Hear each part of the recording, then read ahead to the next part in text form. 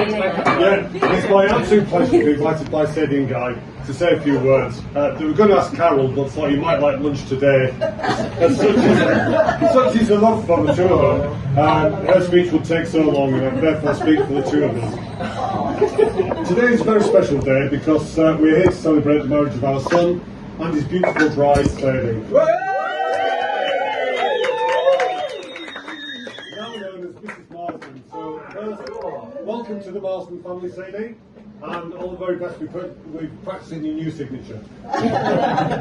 Now, as you know, Carol was born in Lancashire, in the northwest. I was born in Yorkshire in the northeast. Guy is from Devon in the southwest, and Sadie's from Watford in the southeast. So we have now covered every point of the compass. The marriage isn't just a union, it's a full geographical merger, and frankly, it's going to do wonders for the Marsden gene pool.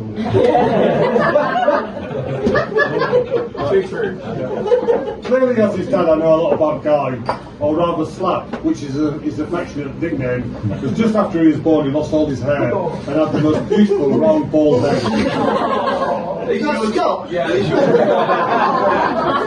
Now, of course, he has a full head of hair, and I don't, so I guess it's called revenge for being so mean. It's hard to remember where the last 36 years have gone, but as parents, both Carol and myself are very proud of Guy for all the fond memories he has given and continues to give us. It seems only yesterday Carol and Guy would hold his little hands as a toddler. Sorry, Brad. And a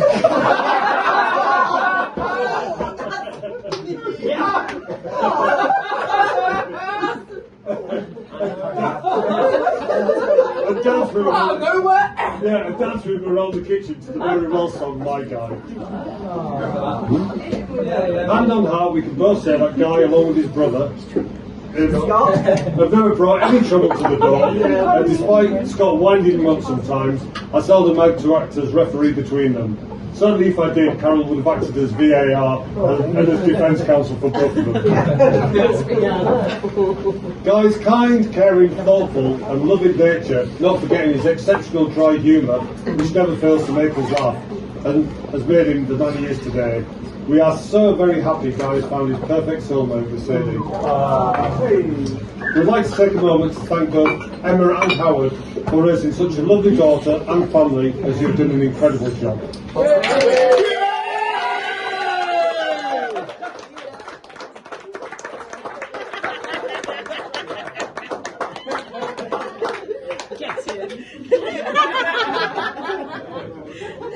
Charlotte Sadie is warm, bright, positive and lights up every room she walks into.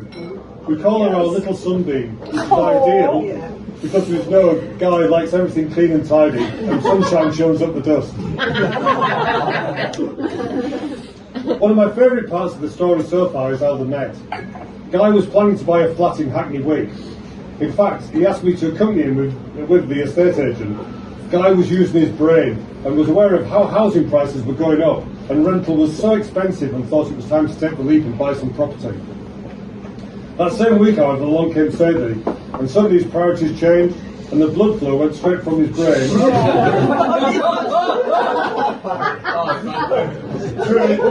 to his heart.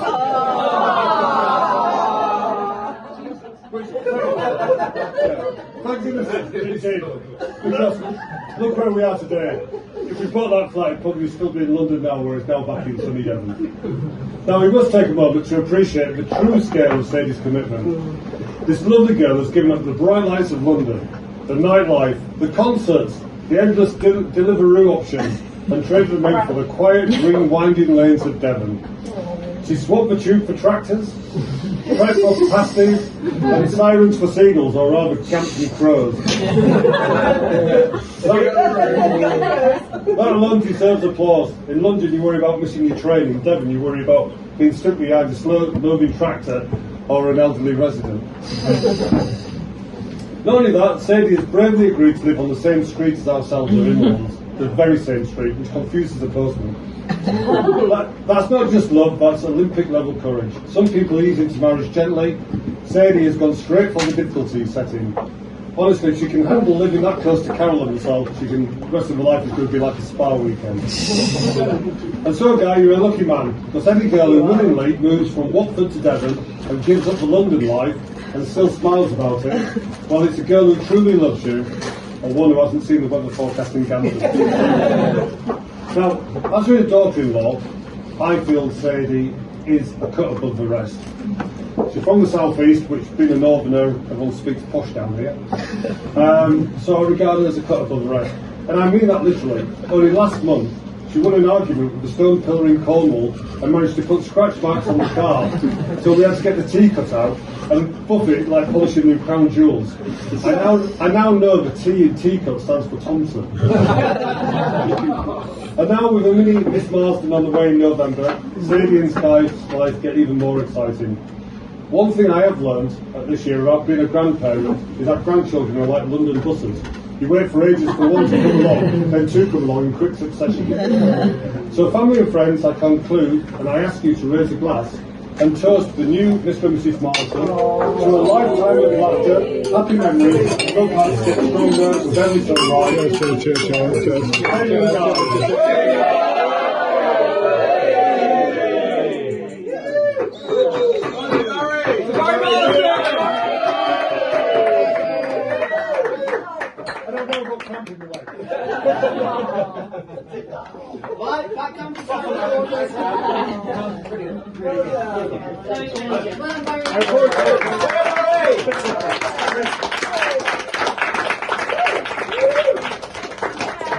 I should say that's a nice passive speech compared to what you're going to get later on.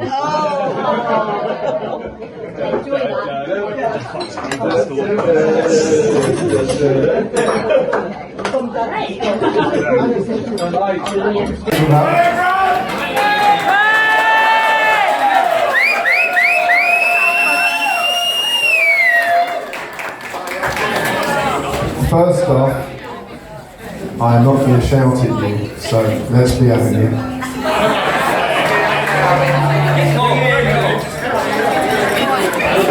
Come on. Come on.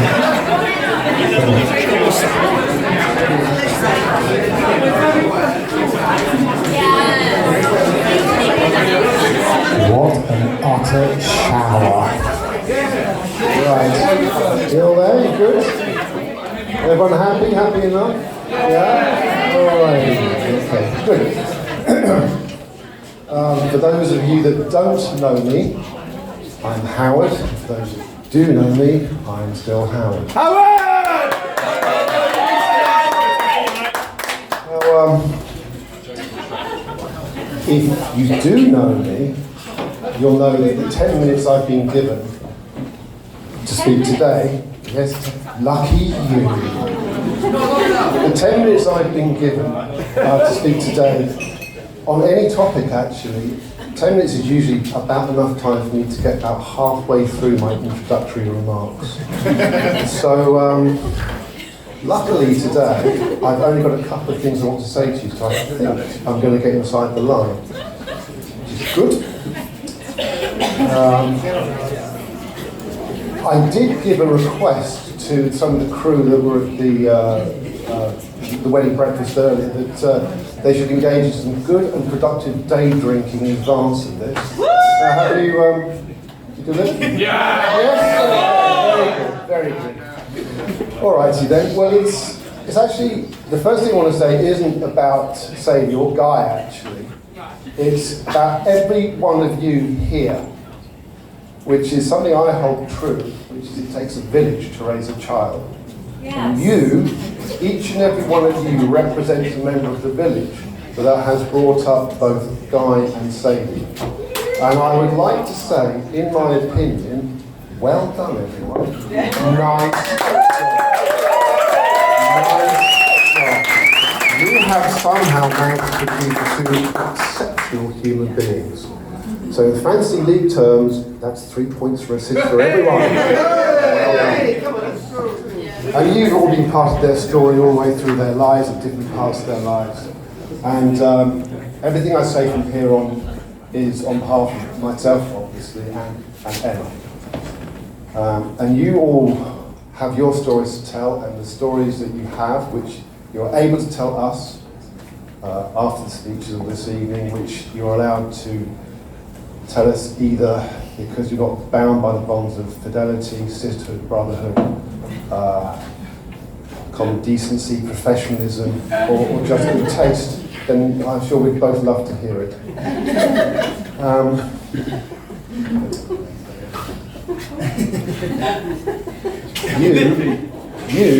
That's you I'm talking to, you are remarkable.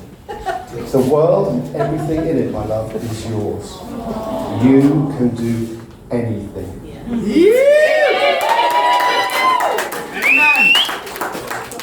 Except spell. If you cannot spell, you're never going to forget that. No, it's not for you. Everything else, all right. So if you decide to tell us, I've got a multitude of Legion stories, obviously I can tell. I could be here all night. But I only have one I want to tell you, and this is way, way, way back again. This starts so far back in the archive, Sadie wasn't even born. Now Floyd, our firstborn, is here. And I don't mind admitting, when he was born, I cried. I wept. Which was kind of ironic, because that is exactly what Floyd did for the next about 15 months. Constantly, day and night. And somewhere through this sleep-deprived, feverish hellscape that was our lives, we had a conversation, Emma and I, and went, well, we cannot get any less sleep.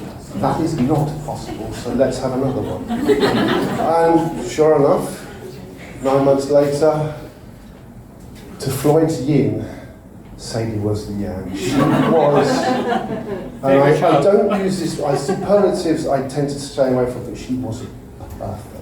Perfect. This little, gurgling, bubbling, frizzy head, wonderful little, she slept, she ate, she engaged, her eyes were all over the world, she was fantastic. And he somehow descended on the house because Floyd thought to himself, I have got to up my game here. Because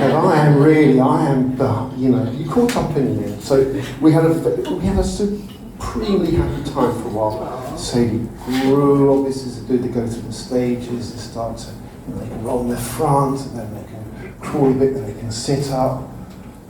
They start to eat independently, all that kind of fine motor skills, all that kind of stuff. And the breakthrough, obviously, is when they start playing with language, that thing, our ability to communicate. So it's not just us guessing, but telling us what she wants, what she needs. And we knew it was coming. When they start playing with those words, they go, Mama, dad, oh, yeah, there's words coming out here. Yeah, you give form, they play with syllables, they play with vowels, they play with consonants. And then one T, we knew it was close. Emma and I, we knew it was close, that final breakthrough. We to the stratosphere with our beautiful, beautiful daughter. Floyd to her longest. And she was in the high chair going, and then we went, say mummy. And I thought, fuck that. Say daddy.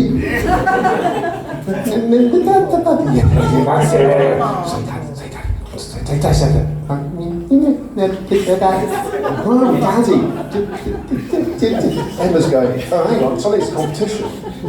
No. Say mummy, darling. Say mummy. You say mummy. She was so close. Yeah, go on. And then just at the point you go, it's coming. Say mummy. Say daddy.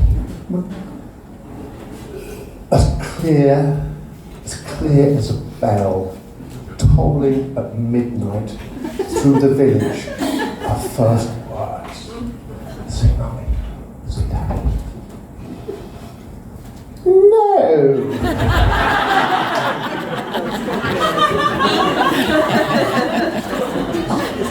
Say what now? No! I looked at Emma, And she looked at me. She said, "My God, what have we done?" But Sadie's been saying no. She's been saying no ever since that day. And the childhood was, well, it's over now, so we've all forgiven each other. But today, she didn't say no. Today, Sadie said yes. And that, I think, and I'm quoting from Barry, who said this earlier, about Guy, so somehow the fathers have come up with it independently. That is the best decision you will ever make in your life. Thank you very much.